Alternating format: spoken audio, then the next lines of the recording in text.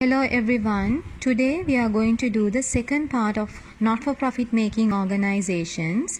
In the first video, we have already discussed what the not-for-profit making organizations are and the important accounts as well as the financial statements prepared by them. In this video, you will learn those financial statements and the important accounts in detail. One of the important accounts prepared by these organizations is the membership fee or the subscription account.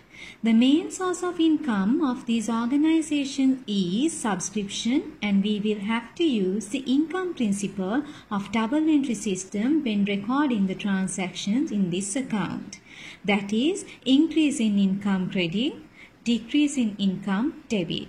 In this example, 50,000 rupees is credited to the subscription account, showing that there is a total receipt of subscription of 50,000 rupees. So the double entry of subscription received is receipts and payments account debit, subscription or the membership fee account credit. Now let's look at the opening balance of 7,000 rupees which appears in the debit side of the membership fee account. Usually, current year opening balance of an account is the previous year closing balance. You may wonder how this 7,000 rupees has come on the debit side of the membership fee account. This is actually the membership fee that the organization has not yet received from its members for the previous year. In other words, it is an accrued income. In accounting, accrued incomes are considered as assets, and that is why it is recorded on the debit side of the membership fee account. Similarly, there is a closing balance of 7,000 rupees in the account. Now you know having a balance on the debit side is an asset. Therefore, this 7,000 rupees represents a subscription not received from the members for the current year. Keeping that in your mind, if you have a look at the closing balance of 5,000 rupees on the credit side, you may realize that it has to be a liability. When does an income become a liability? It happens when we receive incomes in advance.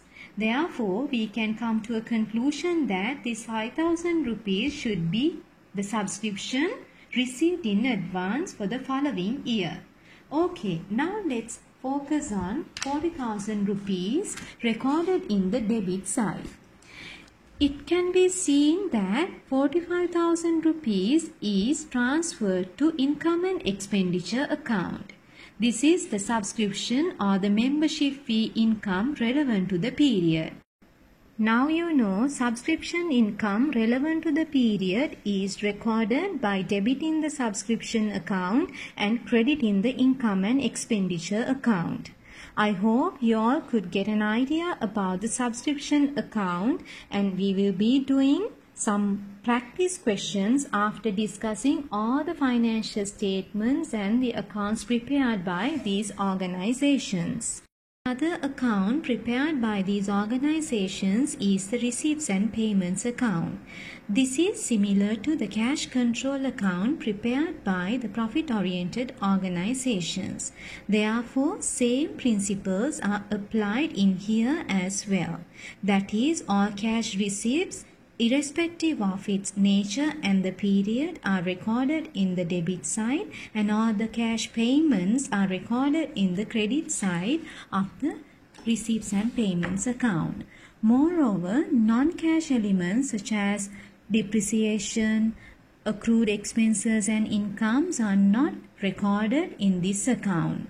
Same as the cash control account, at the end of the period, the balance of the receipts and payments account represents the cash balance. Now let's see the steps that we need to follow in preparing the receipts and payments account. First, you need to take the opening balance of cash and enter that on the debit side. In case if there is a bank overdraft at the beginning of the year, it will be recorded on the credit side. Then you will have to include total amounts of all receipts on its debit side, irrespective of their nature, whether it's capital or revenue receipts, and whether they belong to past, present or future. And then you can record the total amounts of all payments on its credit side, irrespective of their nature and time period. However, calculating the brought forward balance has to be done using the same method used in other double entry accounts. This is the format of receipts and payments account. When you look at this, you may realize this looks exactly like the cash control account.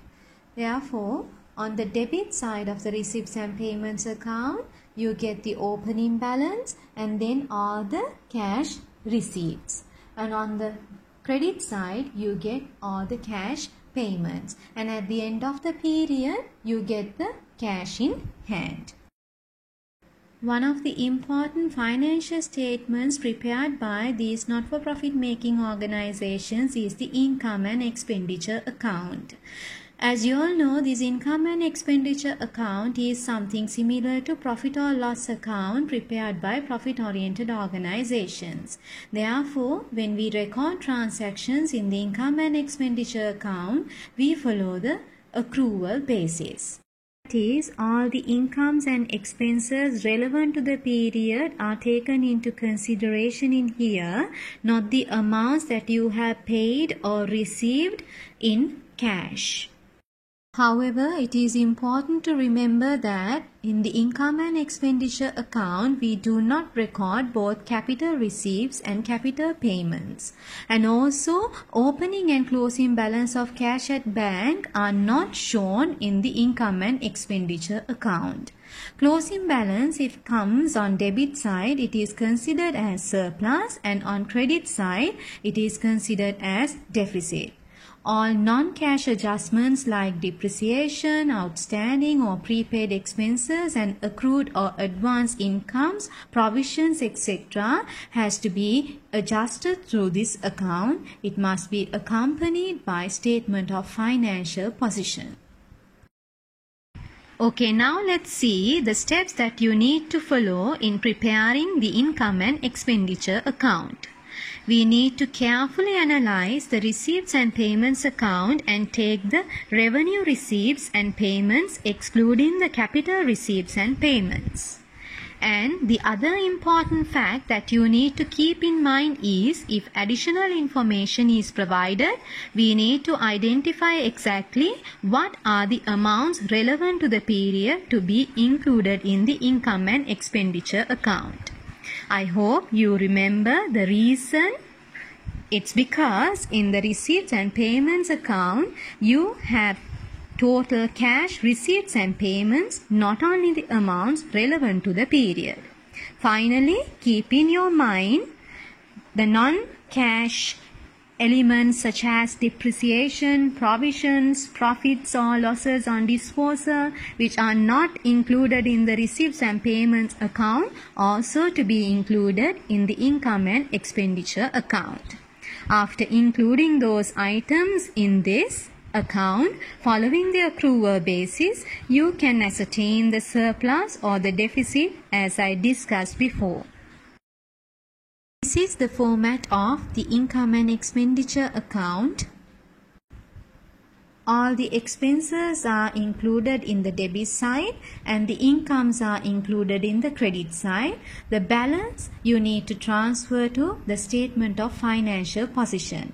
That means if the income exceeds the expenditure, the surplus is added to the accumulated fund in the statement of financial position, and if the total expenditure is higher than the total income, the deficit has to be deducted from the accumulated fund in the statement of financial position. The last financial statement is a statement of financial position, and the preparation of statement of financial position is on the same pattern as that of the business entities. However, there will be an accumulated fund in place of the capital. The surplus or the deficit as per income and expenditure account shall be added to or deducted from this fund, and also a common practice to add some of the capitalized items such as entrance fees and life membership fees directly to the accumulated fund. In the previous video, we discussed that there are mainly two types of donations. Those are general donations and special donations. And in that video, I mentioned that the accounting for general donations and the special donations we will be discussing in the second video. So now we are going to discuss how the general donations are recorded in accounts. When an organization receives a general donation, it has to be considered as an income for the current year. Accordingly, the double entry for general donations is the receipts and payments account debit and the general donation account credit. In order to make you all understand how the special donations are recorded in the books, I have taken a small example. Assume that the organization has received a motor vehicle worth 2 million which is going to be used for a specific purpose. Such a special donation is usually not considered as an income for the current year. Therefore, it is accounted as motor vehicle account debit, donation account credit. And then proportionate portion of the donation could be considered as an income for the year. This could be accounted as donations account debit, income and expenditure account credit. So the balance of the donation account could be shown below the accumulated fund in the statement of financial position at the end of the period. Now we have come to the end of the lesson, and I have already completed discussing all theories related to not-for-profit organizations. So in the next video, I will show how those financial statements are actually prepared with appropriate examples. Thank you.